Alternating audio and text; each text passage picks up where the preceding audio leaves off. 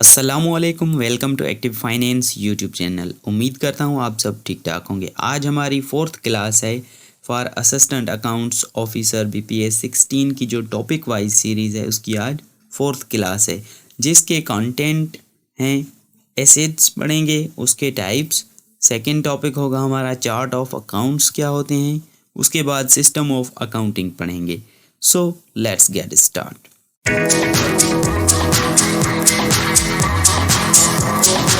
All right, welcome back. सबसे पहले हम पढ़ेंगे एसेट और उसके टाइप। सो एसेट्स क्या होते हैं? एसेट्स को आप ऐसे कह लें, economic sources owned or controlled by a person और अ कंपनी। ये एसेट की डेफिनेशन है, ठीक है। एसेट ऐसी चीज़ जिसका कोई वैल्यू हो, जो एक वैल्यू पोजेस करे, उसको हम एसेट कहते हैं। जिसकी कोई वर्थ हो उसको एसेट कहते हैं, और वो इकोनॉमिक सोर्स होता है किसी बिजनेस या किसी एक पर्सन के लिए। अब टाइप्स कौन से होते हैं एसेट के? करंट एसेट्स होते हैं। करंट एसेट्स क्या होते हैं? ऐसे एसेट्स जो expected to be consumed within 1 year, ऐसे एसेट जिसको हम विद इन 1 ईयर कंज्यूम करें। Are commonly including the following items, जिसमें क्या आ जाते हैं? कैश, ठीक है। वो क्या होता है?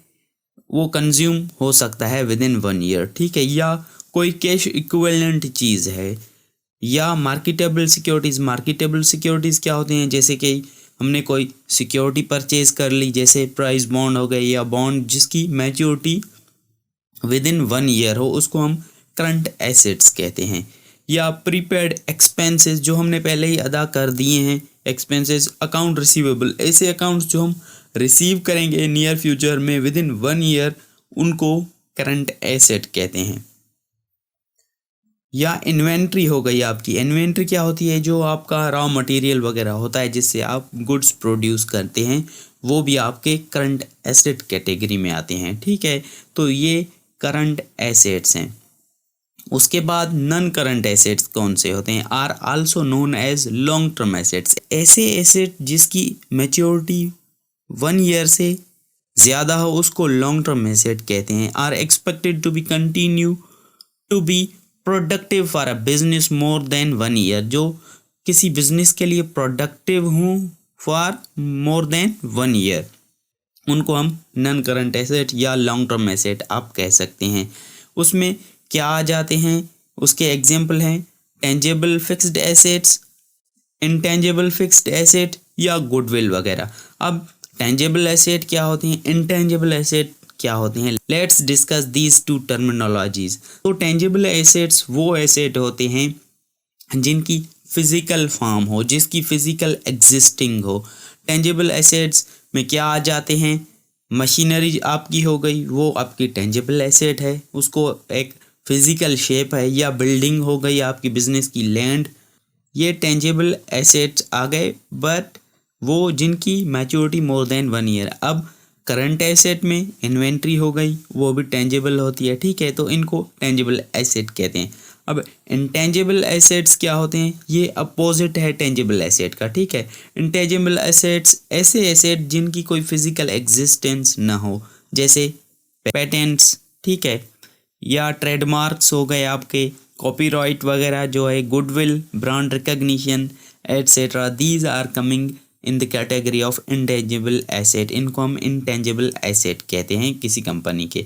हम एसेट के टाइप्स पढ़ रहे हैं, तो यहाँ पे एक आ जाता है फिक्टिशियस एसेट। ऐसे जो इमेजिनरी एसेट हों, वो कौन से होते हैं देखते हैं, आइए।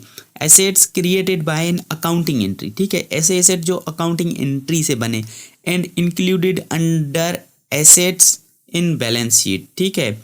That has no tangible existence, उनको कोई टेंजेबल एग्जिस्टेंस नहीं होती, और realisable value, but represents actual cash expenditure, but वो एक्चुअल में कैश एक्सपेंडिचर्स में आ रहे होते हैं। The purpose of creating fictitious asset is to account for expenses such as those incurred in starting a business, जिनको हमने स्टार्टिंग में हमारे एक्सपेंसेस थे बिजनेस को स्टार्ट करने के लिए, that can not be placed under any normal account heading. So fictitious assets are written off as soon as possible against the firm's earnings. ठीक है, ये भी एक टाइप है एसेट का, आप याद रख लें।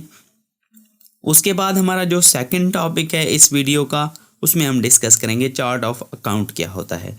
ठीक है, चार्ट ऑफ अकाउंट को COA कहते हैं। चार्ट ऑफ अकाउंट क्या है? Is a financial organisation tool. एक टूल है that provides complete listing of every account, जिसमें हम लिस्ट करते हैं कंप्लीट जो कंपनी के अकाउंट होते हैं किसी ऑर्गेनाइजेशन के, उनको हम लिस्ट करते हैं। उसमें कौन कौन से आते हैं, हम अपने अकाउंट सिस्टम को कैटेगराइज करते हैं इन एन अकाउंटिंग सिस्टम, उसको हम कहते हैं chart of account. An account is a unique record for each type of asset, liability, equity, revenue and expense. So ऐसे अकाउंट्स हम यूनिक अकाउंट बनाते हैं जिसमें हम रिकॉर्ड करते हैं कि एसेट कहाँ पे हमें रिकॉर्ड करने हैं, कौन सी लायबिलिटीज़ हैं, कौन सी इक्विटी हैं, रेवेन्यू कहाँ से आ रहा है, वो कौन से अकाउंट है, और एक्सपेंस अकाउंट कौन से हैं। तो ये सब हम चार्ट ऑफ अकाउंट को क्रिएट करते हुए उनको हम यूनिक नेम देते हैं, यूनिक नंबर होते हैं चार्ट ऑफ अकाउंट में। ठीक है, जिनको हम अपनी अकाउंटिंग सिस्टम में यूज़ कर रहे होते हैं। अब हमारा third topic system of accounting. So system of accounting दो किस्म के होते हैं, आइए देखते हैं। There are two systems of accounting. कौन से? एक कैश सिस्टम ऑफ अकाउंटिंग, ऐसा अकाउंटिंग सिस्टम जिसमें हम कैश रिसिप्ट और पेमेंट जब हमें रिसीव होंगी तब हम अकाउंटिंग रिकॉर्ड करेंगे, उसमें क्रेडिट ट्रांजैक्शन नहीं होती। सो ये सिस्टम जो अकाउंटिंग का है, इसमें expenses considered only when they are paid, जब हम पेड करेंगे या इनकम जो हमारे पास आएगी वही हमें उस टाइम हम अकाउंटिंग एंट्री करेंगे। So this system is used by organisation which are established for non profit purpose. ये वहाँ पे यूज़ किया जाता है जो नॉन प्रॉफिट ऑर्गेनाइजेशन हो, but this system is considered to be defective in nature. ठीक है, as it does not show the actual profits and in the current state of affairs of organisation, इसलिए ये defective system कहा जाता है। सो हमारा focus कहाँ पे होता है? मर्केंटाइल या accrual system of accounting mostly businesses कर रही होती हैं। ये क्या होता है? In this system expenses incomes are considered during the period to which they are pertain. ठीक है, ऐसी जब वो अकर होंगी तब हम उनको रिकॉर्ड कर देते हैं। This system of accounting is considered to be ideal, but it may result into unrealised profits which might reflect in books of accounts on which the organization have to pay taxes to. ठीक है, all the companies, firms of organizations are legally required to follow mercantile or accrual system of accounting. जब transaction होगी उसकी payment हो ना हो, इसमें credit transaction वगैरह होती हैं, इसलिए ये सिस्टम फॉलो किया जाता है। ठीक है, so this was all about today's video. अगर आपको इससे रिलेटेड कोई भी क्वेश्चन है तो कमेंट बॉक्स में ज़रूर पूछिएगा।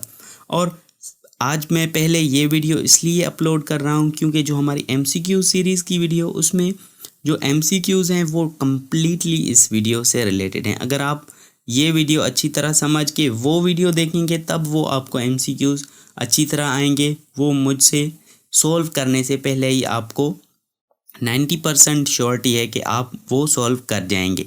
सो मिलते हैं नेक्स्ट वीडियो में, तब तक के लिए खुदा हाफिज़। And for getting latest uploads kindly subscribe and hit the bell icon. Thank you.